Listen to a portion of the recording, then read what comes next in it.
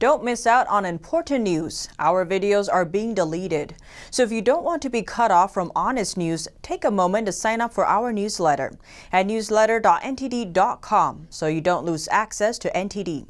Go to newsletter.ntd.com to sign up for our evening newsletter. School mask mandates are a contentious issue.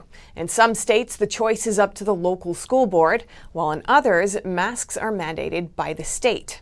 Like in New Jersey, where one school nurse says forcing children to wear masks is unrealistic and even harmful. Here's the details.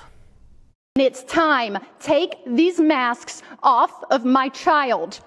Over the last month, we've seen a number of parents push back against mask mandates for children, from Georgia to Arizona and now New Jersey. Erin Pine is a school nurse and mom of 2. She's had plenty of experience with children during the pandemic, working with kids from preschool age to 6th grade at 5 schools in her district. She's seen firsthand what child mask mandates look like in practice. These kids are not wearing them right. They're touching them. They're throwing them. They fall on the floor. They pick them back up and put them on their face. So all year long, I'm seeing this and I'm like, this is not working. In some cases, she said kids are wearing the same mask for weeks and they're often covered in food and dirt. But she says it's not just that the masks are unrealistic to keep on and keep clean. They're also causing the children physical and emotional harm. They're having rashes. They're having lip sores. They're having anxiety, fear. She's seen multiple children who have left their masks at home become so anxious about getting the CCP virus that they have to be calmed down. Pine says some kids have come to the nurse's office saying they can't breathe. Pine's also concerned about the long-term consequences of mask wearing on young children. Children learn how to know behaviors and emotions by reading people's faces, and they're learning that for their first time in school. You know, if their friend is upset with them, they know because they're making a certain face, or if their teacher is pleased with their progress on something, they know because their teacher gives them a great big smile. But we're really depriving them of these skills to learn social cues and to learn body language. Pine raised these concerns with her supervisor in an email, but she says her concerns were not acknowledged. In an act of protest, Pine stopped wearing a mask to work.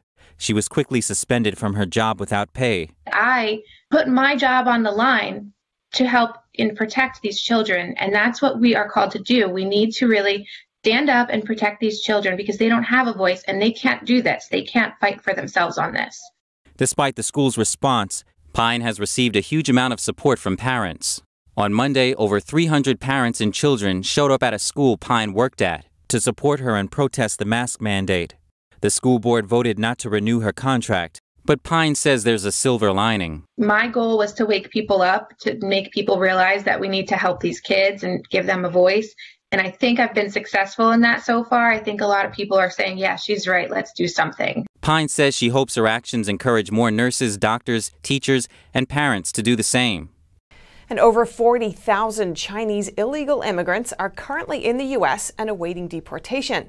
But federal agents can do very little because the Chinese regime is not cooperating on their repatriation.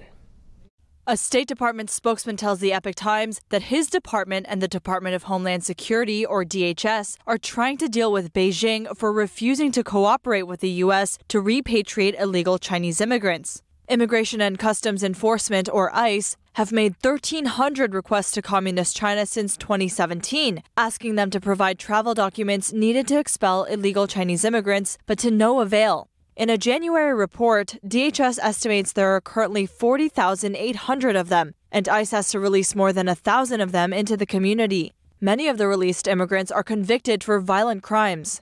The State Department spokesman said in an email that Beijing needs to, quote, do more to reduce the total number of Chinese citizens awaiting removal. We are working with DHS to hold the PRC government accountable in this regard. A recent document circulating on Chinese social media appears to show that U.S. consulates there are now refusing to issue visas to Chinese officials working at certain regime agencies. But the State Department spokesman refuses to confirm whether this is actually happening, citing confidentiality of individual visa cases. The DHS report goes on to say, as Beijing continues to flout its international obligations and disrespect U.S. law, DHS will continue to seek escalated consequences, including visa restrictions. In late February, a fireball lit up skies over the UK when a rare meteorite crashed onto a driveway. And soon you can see it at a famous London museum. A rare 4.5 billion-year-old meteorite that crashed to Earth earlier this year is set to star at London's Natural History Museum when the attraction reopens. It's thought to be the first meteorite recovered in the UK for 30 years, and it's also the first meteorite of its particular type. Not only is the nearly 300 grams of meteorite very old, scientists say it's incredibly rare and it contains organics and amino acids, the key ingredients for life. Water in our solar system is something we're really interested in, so this meteorite might answer some of those questions about where the water was, where it came from. On February 28th, a fireball lit up the skies over the UK and northern Europe. It was a meteorite. Its fragments were eventually found in a driveway in the small Cotswold town of Winchcombe. Other pieces were later recovered from the local area. Scientists from the Natural History Museum were some of the first on the scene. When they first saw it, they described it as looking a little bit like a piece of coal that somebody, or a piece of charcoal that somebody had thrown and it had exploded. For the Wilcock family of Winchcombe, Gloucestershire, the meteorite was not only a priceless find but also a rude awakening. 25-year-old Hannah says fragments of the rock smashing on their driveway sounded like glass shattering. It was peak lockdown, so to speak, so I wasn't really doing anything that evening, funnily enough, and I heard something shatter outside.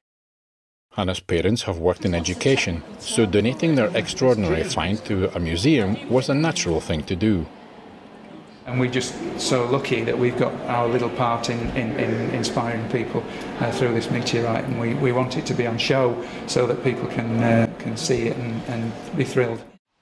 London's Natural History Museum will reopen its doors on May 17th, after 5 months of closure due to pandemic restrictions. The popular visitor attraction usually welcomes over 5 million visitors annually, but they saw only around 200,000 last year.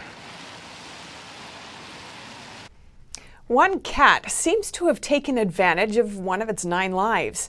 In a daring leap, it managed to escape a burning building. The feline jumped, yes, jumped, from a burning building in Chicago on Thursday. You can see it take the long leap, bounce when it lands on the ground, and then casually walk away as only a cat could. So if you see this black cat, it's definitely basking in some good luck rather than the bad.